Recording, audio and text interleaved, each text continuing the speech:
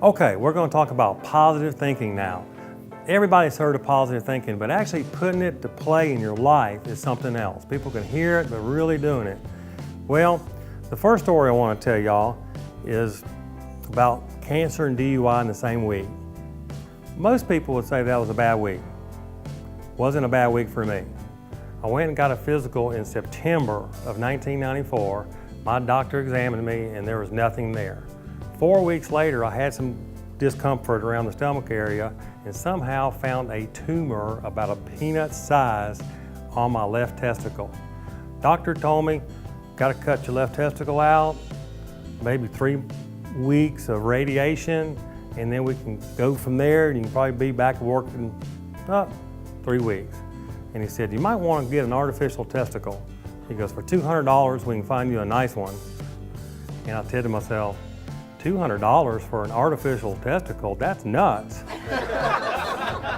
So, didn't do that, took my testicle out, went back to the doctor, and of course the doctor said, got bad news for you. He goes, your cancer has spread. Your lymph nodes are inflamed, and we think the cancer spread and is on the way to your lungs.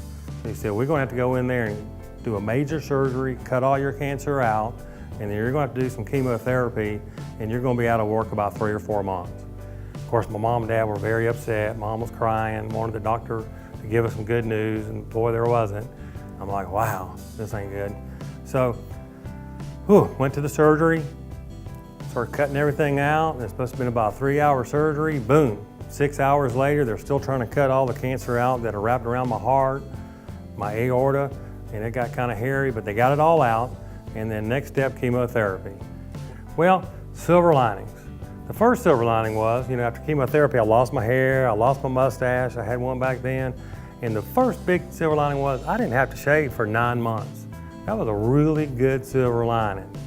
I'd like to be able to not shave for 6 months to 9 months again.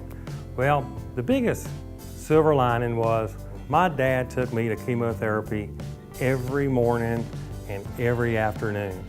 He would come back and pick me up at 5 o'clock. I would hear my dad sneak in the back of the room and start talking to some of the nurses and say I work with hardcore juvenile delinquents and I save children's lives, and it really made me feel good that my dad was proud of me.